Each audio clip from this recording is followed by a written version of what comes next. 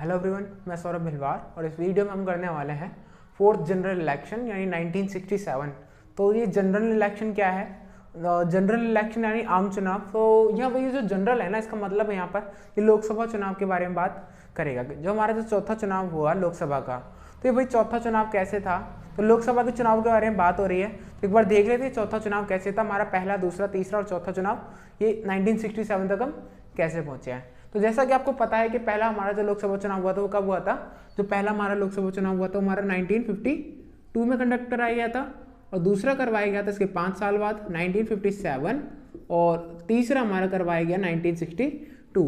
तो यदि इसमें 5 जोड़ देंगे तो फिर जो इलेक्शन होगा हमारा 1967 होगा। तो हम इसी इलेक्शन के बारे में हम यहाँ पर इस वीडियो में हम पढ़ने वाले हैं। तो फोर्थ जनरल इलेक्शन है, तो फोर्थ जनरल इलेक्शन का मतलब क्या है? मतलब फोर्थ जनरल इलेक्शन का मतलब यहाँ पर साफ साफ है कि जो चौथा आम चुनाव हुआ हम इसके बारे में पढ़ रहे हैं। और बल्कि ये जो हमने, अगर हम इनके बारे में बात करें तो 1952 भी हमने नहीं पढ़ा, 57 भी नहीं पढ़ा और 62 भी नहीं पढ़ा। क्यों नहीं पढ़ा? क्योंकि इसके अंदर ज़्यादा ही कुछ खास नहीं हुआ। लगभग जो इसका परिणाम रहे, जो रिजल्ट रहे वो लगभग सेम रहे। पर ये कुछ इस एक अलग, जो हमारा जो चौथा आम चुनाव होगा, जो फोर्थ जनरल इलेक्शन होगा, ये थोड़ा सा अलग होगा। अभी तक अलग क्या होगा? कुल मिलाकर अभी तक हमने देखा जो 3 चुनाव हो चुके थे पिछले, उन चुनावों के अंदर कांग्रेस को एक बहुत बड़े लेवल पर जीत मिली हुई थी। बट अब जो चुनाव हैं, ये जो 1967 के जो चुनाव हैं, ये जरूर कुछ ना कुछ इम्पैक्ट डालने वाले हैं। अभी क्या इम्पैक्ट डालेंगे और इम्पैक्ट कौन से होंगे और कारण क्या होगा इम्पैक्ट का, तो हम इस वीडियो में वो हम पढ़ने वाले हैं। तो 1967 का चुनाव था, तो 1967 का चुनाव ये हम पढ़ने वाले हैं। तो इस चुनाव के बारे में आपको इतना पता होगा कि भाई 1960 का जो डिकेड है, दशक है, 1960 के दशक को डेंजरस डिकेड भी कहा जाता है। क्यों कहा जाता है? प्रीवियस वीडियो में मैं करवा चुका हूँ। तो अब हम पढ़ने वाले कि भाई डेंजरस डिकेड से अब हम आगे बढ़ने वाले हैं। तो भाई डेंजरस डिकेड कहा जाता है, 1960 के टाइम को कहा जाता है। जो अगला इलेक्शन है 1967 का, वो डेंजरस डिकेड में ही आने वाला। तो ये भी भारत के लिए जरूर कुछ ना कुछ परिवर्तन लाने वाला साल रहने वाला है। तो अब हम इसके बारे में देखते हैं कि भाई क्या पढ़ने वाले हैं हम। तो 1967 का जो इलेक्शन था, इसके अंदर पता है क्या हुआ था? इसके अंदर के बैकग्राउंड पहले समझ लेते हैं। बैकग्राउंड के अंदर सिंपल सी चीज़ है, वही चीज़ है कि डेंजरस डिकेड क्यों कहा जाता है। तो जो सिचुएशंस थी वो सिचुएशंस बरकरार रहेंगी, और सिचुएशंस इतनी खतरनाक थी कि लोग भी कहीं ना कहीं नाखुश थे उन समस्या को झेलकर। क्योंकि समस्याएं क्या थी कि भाई जो सरकार के द्वारा उनको कभी भी सॉल्व नहीं किया गया। मतलब जितनी भी समस्याएं थी उन समस्याओं को सरकार के द्वारा सॉल्व नहीं किया गया था, या सरकार उनको संभाल नहीं पा रही थी।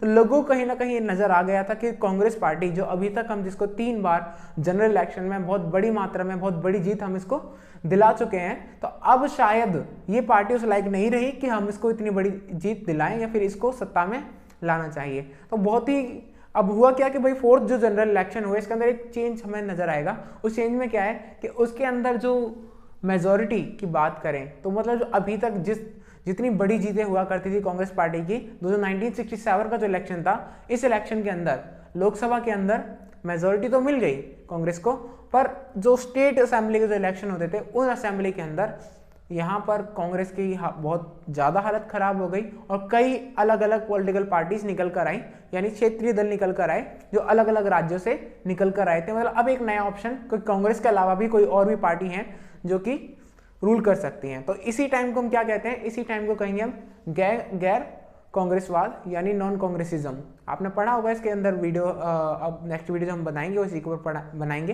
तो एक बार ये देख लेना कि नॉन कांग्रेसिज्म क्या है और इसका इस्तेमाल सबसे पहले किसने किया था। इसका इस्तेमाल मैं नहीं बताऊंगा, ठीक है? अगली वीडियो जब होगी हम उसमें डिस्कस करेंगे कंप्लीटली।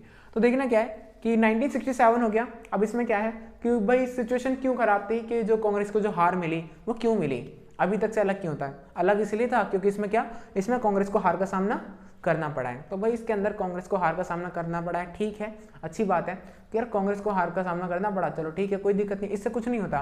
पर करना क्यों पड़ा, कारण क्या थे? तो डेंजरस डिकेड वाले वही कारण वापस आ जाएंगे कि भाई इकोनॉमिक डिप्रेशन, ठीक है, अर्थव्यवस्था बहुत गिरी हुई थी। युद्ध से क्या हुआ था कि जो सेना के जो खर्चे थे वो भी बढ़ चुके थे।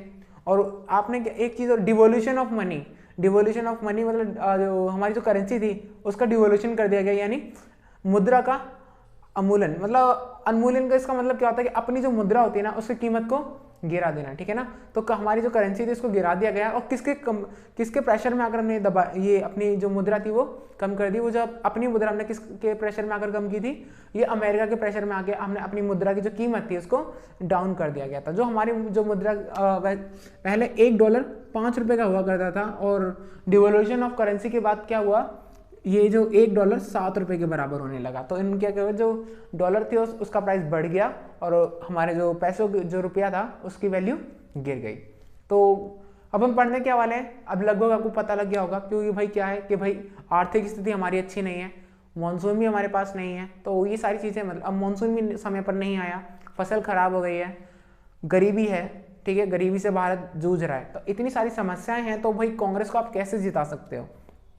तो कुल मिलाकर ये था कि भाई बदलाव तो होने थे, तो जो बदलाव जो हमको देखने को मिले, वो बदलाव कब देखने को मिले हमें, ये जो बदलाव देखने को मिले हैं 1967 के चुनाव के अंदर। तो 1967 के चुनाव के अंदर हमें जो बदलाव देखने को मिले, इसी को कहा गया है कि ये जो 4th जनरल इलेक्शन है ये पिछले इलेक्शन से अलग था। तो उम्मीद है आपको समझ में आया होगा ये क्या हम पढ़ने वाले हैं। तो अब आगे जो हमारा गैर कांग्रेसवाद है यानी नॉन कांग्रेसिज्म है, वो नेक्स्ट वीडियो में हम पढ़ने वाले हैं। तो अगर आपको वो वीडियो देखनी है तो please like the video and subscribe the channel. Thank you for watching the video.